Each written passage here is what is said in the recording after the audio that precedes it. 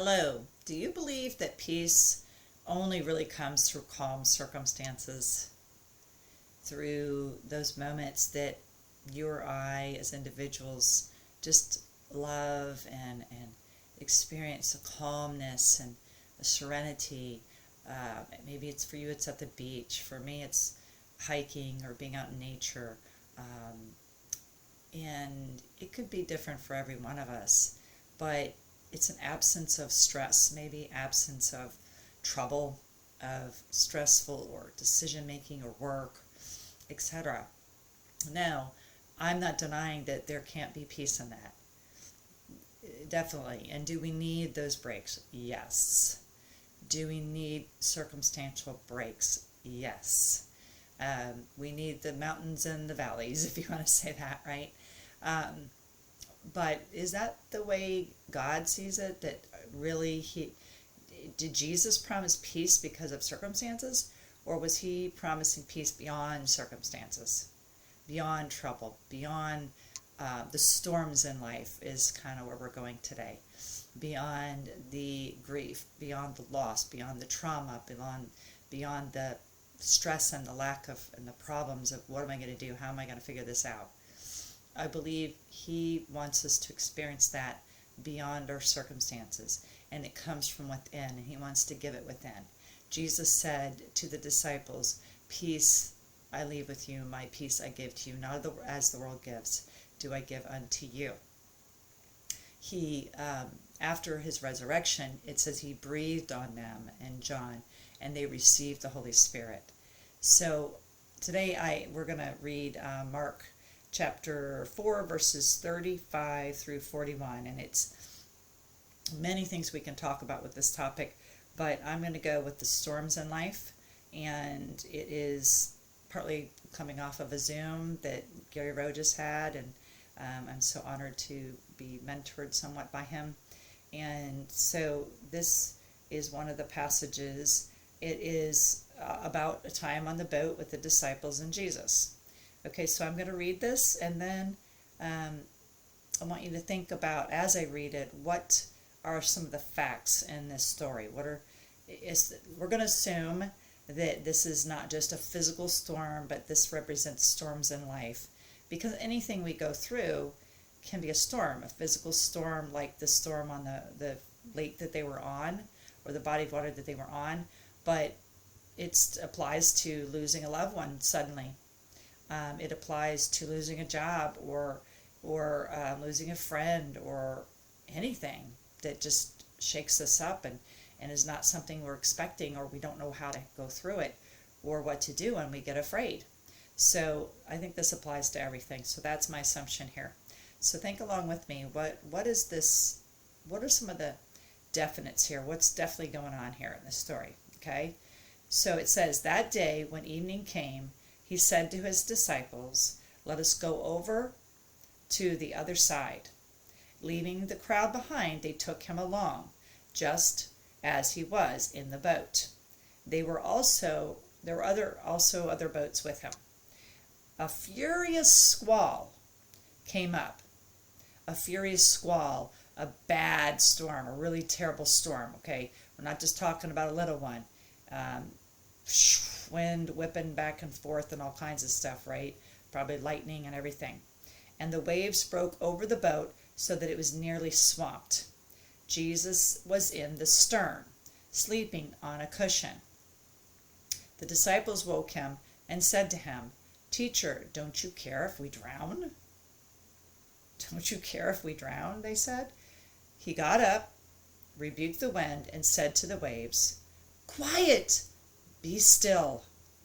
Then the wind died down, and it was completely calm. So he said to his disciples, "Why are you so afraid? Do you still have no faith?" They were terrified and asked each other, "Who is this? Even the wind and the waves obey him." Wow. So, lots in here, if you really look at it carefully. And so they went over, Jesus said, "Let's go to the other side," left the crowd behind, and a really bad storm happened. Okay, I live in Florida, so we've got our lightning and thunderstorms, but so does the South, so does everywhere, right? Snowstorm, whatever it is. The waves were going over the boat, and it was nearly swamped. So I'm sure there was some fear of them drowning, or the boat sinking, and then them drowning, right? So Jesus was asleep on a cushion, and the disciples woke him up and said, "Teacher, don't you care if we drown?" And I love how Gary Rose said, it wasn't like they just said, "Jesus, get up, we need your help, help." What do we do here? Or are we okay? Or anything. They literally basically accused him, "Teacher, don't you care if we drown?" Like assuming negative of him. So, but he immediately got up, rebuked the wind, and said to the waves, "Quiet, be still." The wind died down and it was completely calm. So it went from completely crazy, really bad storm, wind going, rain, and probably lightning and who knows what else, to completely calm within a minute, very short amount of time, right? So what I see here is some facts here. So I'm going to say a few of them. That Jesus in the storms in life, okay, again, picturing this as an example of any storm we go through in our life, right? Jesus is present. Because it's so easy for us to look at all the negatives. Why didn't Jesus react? Why was he asleep? Oh my gosh, he even told us to go, get on the water and go. Didn't he know this was going to happen? It's so easy to look at all the negatives in life, right? So, and I still have to work on that, and I've learned to work on that in life. But what I noticed, Jesus is present. He's there in the midst of the storm. He's there. In fact, he even sent him to go across, and probably knowing that the storm was there. And that's another thing, is that he knew. Jesus is God, so God is with them. God is present. Okay. Now, another thing you could say that is more of a positive, I guess you could say, is that Jesus wasn't surprised or worried as the disciples were. They were worried.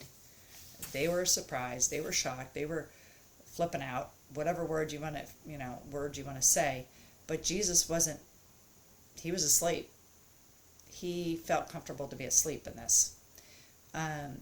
Another thing that I think is true is that he wants us to exercise our faith, because he said to them, "Do you still have no faith?" So he wants us to exercise our faith. He wanted the disciples to exercise their faith. Another one, he doesn't like it when we're worried. This is just my way of wording what I read. He doesn't like it when we're worried.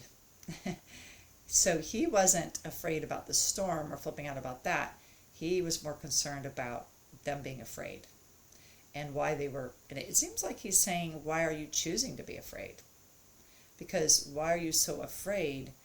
Naturally I'll say, well, of course I'd be afraid if I was in the midst of the storm like that, and all the water was coming over the boat, and the boat could have capsized, and the rain was coming down hard, and it looked like we were going to sink. Of course I would be afraid.